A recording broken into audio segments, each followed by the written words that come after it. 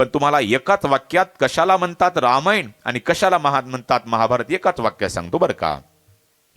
माझ ते माझ आणि दादाचं तेही माझ, याचं नाव महाभारत आहे. कळलं का? महाभारत. आणि कशाला म्हणतात रामायण? दादाचं ते दादाचं आणि माझं तेही दादाचं, याला रामायण म्हणतात. कळलं ना? आता दुसरा मुद्दा आहे का, माझं ते माझं आणि दादाचं तेही माझं, याला दुर्योधन म्हणतात. आणि दादाचं ते दादाचं आणि माझं तेही दादाचं, याला भरत म्हणतात. आणि आज समाजात भरतासारख्या भावाची गरज आहे.